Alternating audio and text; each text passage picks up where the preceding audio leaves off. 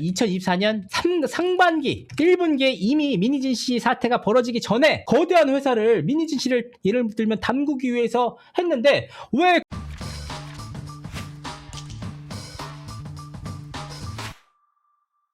갑자기 더 게이트에서 기자가 나오셨어요. 산업부 기자라고 하시는데 제 상식으로는 상상조차 할 수 없는 일인데 수차례 걸쳐서 말씀을 드리지만 기자가 기사를 통해서 사실 전달을 하거든요. 사실 기자가 기자회견에 나올 수 있어요. 저도 했으니까. 근데 문제는 뭐냐면 이 내용들이 민희진 대표 기자회견이었다는 거예요. 여기에 갑자기 우리는 편드는 게 아닙니다. 사실을 보도합니다. 여러분 인형이 되지 마십시오. 이게 정말 공정성에 대해서 다시 한번 생각을 한번 해보게 됐어요. 하이브에서 기자회견을 해요. 기자회견을 해. 근데 갑자기 디스패치 기자가 디스패치 기자입니다. 모이신 언론 매체 기자분들에게 말씀을 드리도록 하겠습니다. 여러분들은 삑삑 따라 쓰면 삑삑 인형이 될 수밖에 없습니다. 제가 관련 내용에 대해서 취재한 내용을 다른 매체들 기사를 통해서도 전달을 드릴 수 있지만 이런 다양한 플랫폼을 통해서도 전달드릴 수 있다는 생각에 말씀을 드리겠습니다. 결코 방시혁증이나 하이브를 옹호하는 것은 아닙니다. 사실 그냥 팩트를 전달하는 겁니다. 그러면 어느 누가 디스패치를 믿겠냐고요. 쇼하고 앉았는데 이럴 거 아니야. 근데 그 생각지도 못한 수를 뒀다는 것 자체가 재밌습니다.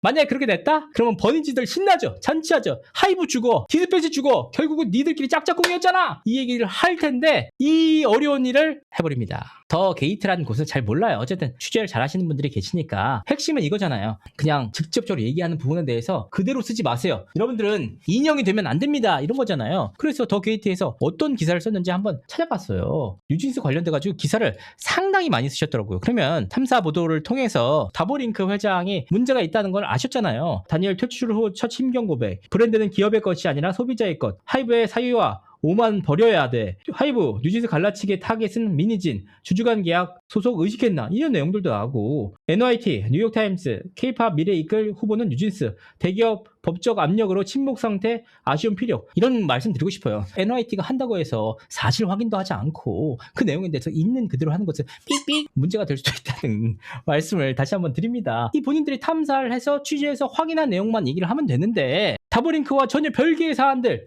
뉴진스 멤버, 그러니까 예를 들면 다니엘이나 뉴진스 멤버들에 대해서도 복귀하기 전에 굉장히 우호적으로 쓰셨잖아요. 하이브에 대해서 비판적으로 쓰셨고 그런 내용들 역시 누군가의 일방적인 주장일 수 있잖아요. 더욱이 산타클로스 인형을 가지고 그런 얘기를 해요. 아니 우리가 있는 그대로 확인 없이 받지 말라는 얘기를 하거든요. 그래서 제가 묻고 싶어요.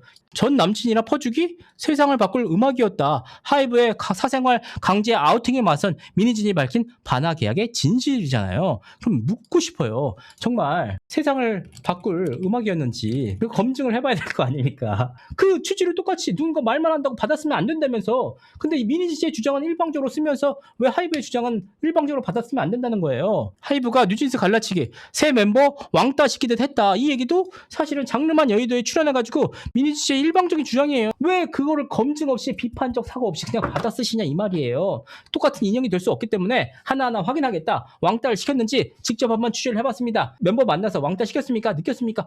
이런 부분을 통해서 왕따라고 느낄 수 있습니다 라고 해야지 왜 민희진 씨가 장르만 여의도에서 나온 내용들을 검증 없이 일방적으로 쓰셨냐 이 말이에요. 그러니까 이게 안 맞다는 거예요. 우리가 더욱이 이 기자가 공정성을 유지해야 되는데 사전에 민희진 씨를 만나서 조율을 안 할 수가 없어요. 이 변호사님과 이거 어떻게 될지 처음에 내가 모두 발언하고 그다음에 자료 공개할 테니까 이 기자가 두 번째로 나와. 얘기 끝나면 세 번째로 내가 가가지고 시청자 여러분 얘기하고 오케이 끝나면 변호사 들어가 Q&A 하고 Q&A 끝나면 추가적으로 우리가 다보링크 관련돼서 했던 내용들 하자고 이런 얘기를 하는 거예요. 뭐냐 다보링크 보도를 통해서 누군가 이익을 봤다는 거잖아요. 그게 하이브예요. 내가 하이브에서 되게 이상한 짓을 많이 했어. 함정에 빠뜨릴 짓은 했어. 하지만 내가 함정에 빠뜨렸다는 얘기는 하지 않을게. 그런데 이런 전체적인 상황으로 인해서 누가 이득을 봤을까? 맞아.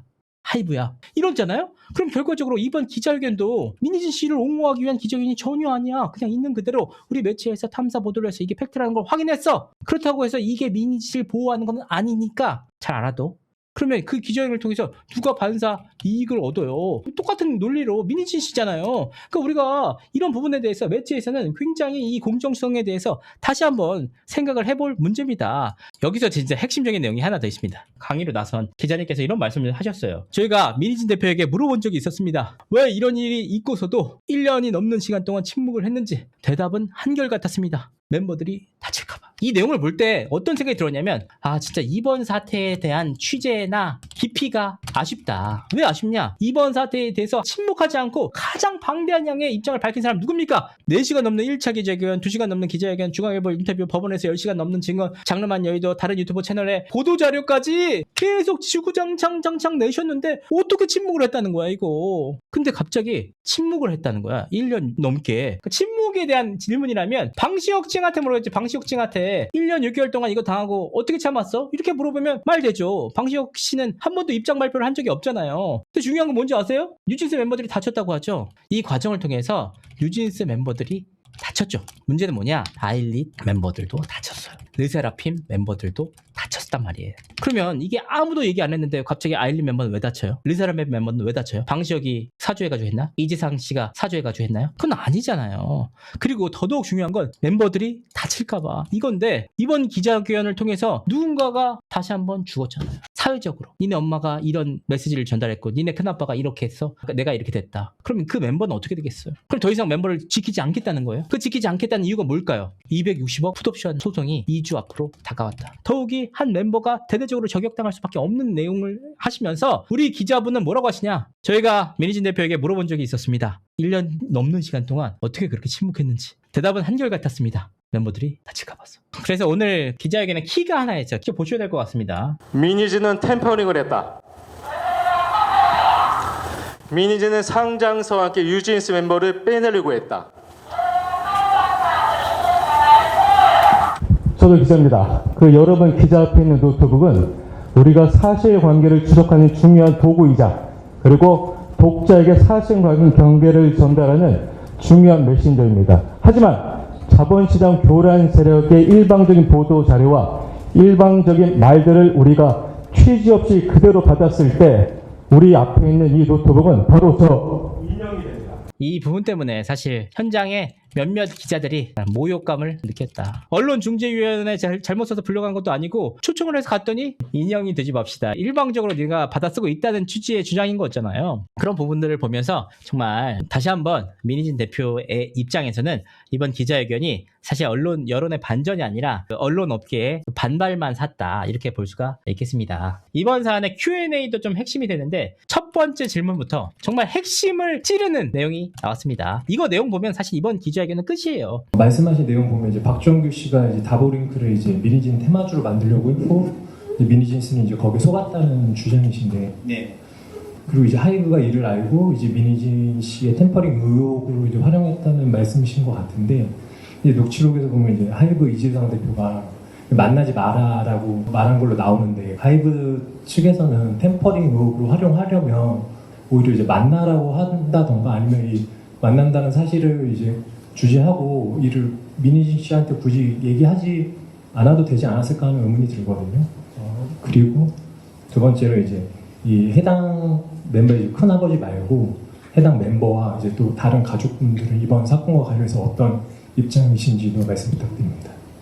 예, 저희가 사실은 의혹을 제기를 한 것이지, 일단은 그냥 하이브 측에서 이거 내용들을 뭐 다 기획하고 뭐 이랬다는 거는 아니고요. 예. 근데 어쨌든 이재상 대표가 그 정확한 그 회사 명칭을 사실은 그 이모 씨와 박정규 씨가 만나기 직전에 얘기를 했다는 점에서 저희는 의심을 하고 있는 거라는 거죠. 그리고 뭐 그거를 뭐 이용을 했는지는 모르겠지만 어쨌든 뭐 결과적으로는 이익이 됐고, 그 24년 12월 그리고 25년 1월 그러한 보도 이후에 사실은 굉장히 이제 그런 뉴진스 민희진 대표가 템퍼링 관련해서 그쪽으로 이제 완전히 전환이 되고 실제로 템퍼링을 한 사람으로 이제 사실상 인식되었기 때문에 그 부분에 대해서 뭐 이익을 봤다라는 것이죠.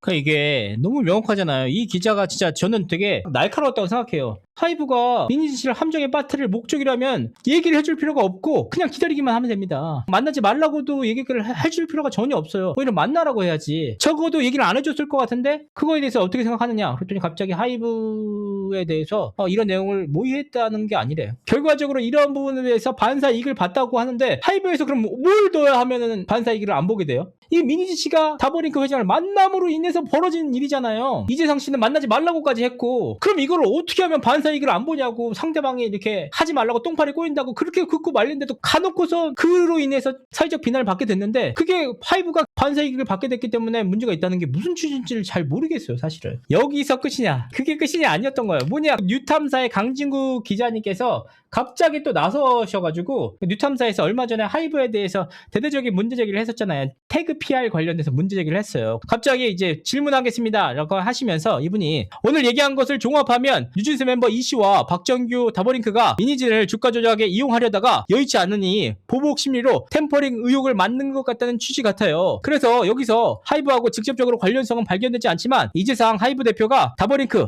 테라에 대해서 얘기한 다음 접촉이 시도됐다는 거. 그런데 저는 여기 최근 논란을 빚고 있는 미국의 악명 높은 바이럴 업체인 태그 PR 관련성에 대해서 한번 물어보려고 하는데요. 여기서부터 문제 제기하겠습니다. 아니 왜 종합을 하세요?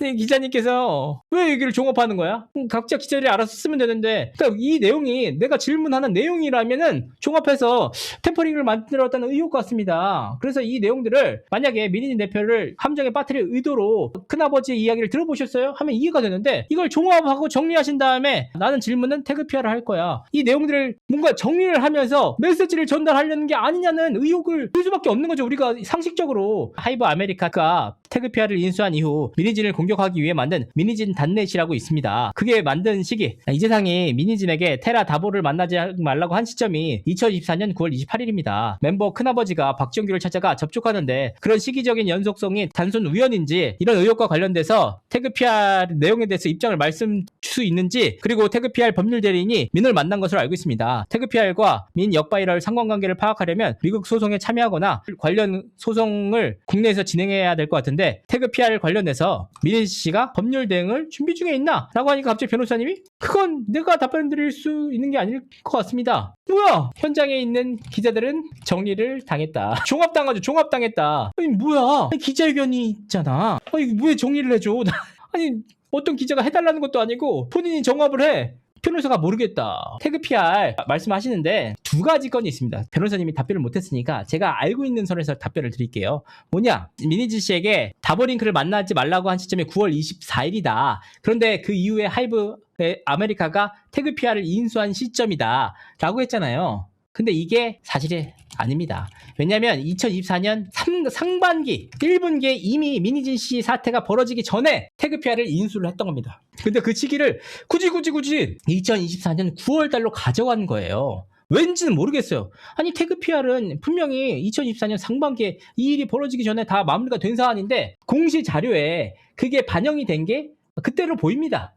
사실 상반기에 매입이 됐는데 그 다음에 이 내용이 있으니까 시기상으로 굉장히 공교롭잖아. 민희진 대표 잘리고 나서 하이브가 역바이럴 회사인 태그 PR 공개하고 민희진 단넷이 만들어진 거 아니야? 이런 의혹인데, 처음부터 애초에 이 전제 자체가 상반기였다. 2020 상반기였기 때문에 이 내용은 사실과 다르다는 점 첫 번째고요. 두 번째 문제가 뭐냐면 민희진 단넷에 대해서 재판에서 나온 겁니다. 제가 말씀드리는 게 아니에요. 그냥 다 제가 확인한 부분에 말씀드린 건데, 그 태그 PR 관련된 자료를 세종에서 현출해서 올렸습니다. 디스커버리 제도를 통해서 확보를 했다는 자료를 현출해서 올렸는데, 엔장인어가 저 자료가 법정 자료예요? 이렇게 물어봐요. 그랬더니 법정 뭐 이런 분위기였어요. 그랬더니 저 자료는 고소장이라는 거예요. 소장. 한 사람의 일방적인 주장이 담긴 내용이라는 거예요. 그러니까 이게 법정에서 인정되는 자료가 아니고 그냥 일방의 주장이 담긴 것뿐이래요. 아니 그리고 법정에 제출했으니까 법정 자료죠. 이런 식으로 민희진 씨가 얘기했어요. 그랬더니 엔장인화가 그러면 재판부에 내는 김엔장 자료도 법적으로 인정되는 자료예요?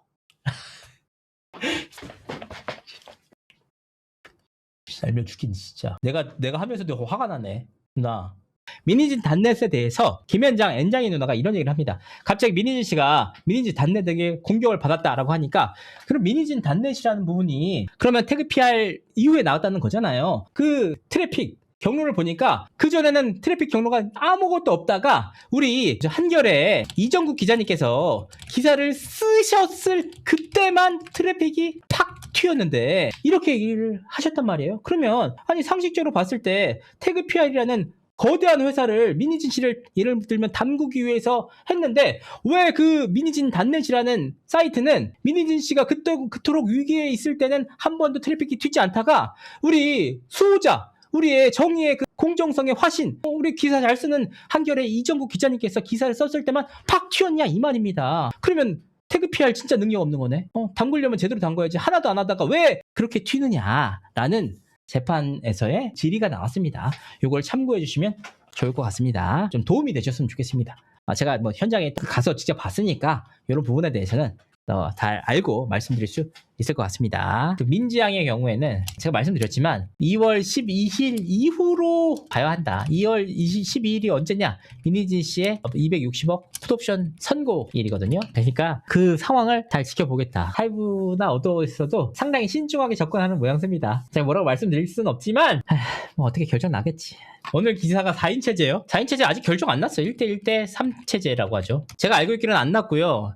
뭐 빨리 결정 냈으면 좋겠다. 그냥 이제 이게 민지 양의 부모님들의 의견도 잘 안 되는 것 같아요. 민지 양이 결정권을 쥐고 있다. 민지 양이 주위의 사람들의 의견이나 조언보다는 본인의 단호한 생각으로 본인의 어떤 마인드로 갖고 있다. 이렇게 말씀드릴 수가 있겠습니다. 민지도 왜 기다리죠? 왜 기다리냐면 자료 때문이에요. 지금 뭐 템퍼링이 가짜라고 말해주세요. 부모님 텔레그램이 나왔잖아요. 그거보다 훨씬 더 명확한 자료들이 있어요. 그 자료들이 과연 다니엘 재판 과정에서 공개될까? 이게 핵심이죠. 사실 공개될 거라고 생각해요. 왜냐하면 그 내용이 핵심이니까. 민지 대표랑 어떤 얘기를 나누는지, 어떻게 소통을 해왔는지, 멤버들에 대해서는 어떻게 얘기를 했는지 하나하나 다 나올 전망입니다. 제가 이렇게 말씀드리지만 제 입장에서는 굉장히 리스크예요. 왜냐? 그분들은 언제든지 저를 공격할 수 있는 입장이잖아요. 기자로서. 근데 저도 진짜 당당하게 말씀드리는 거예요. 제가 뭐 아무런 꺼릴 것이 없어요. 하이브가 잘못되면 언제든지 하이브가 잘못됐다는 걸 말씀드릴 수 있고요. 민희진 대표가 잘못된 게 있으면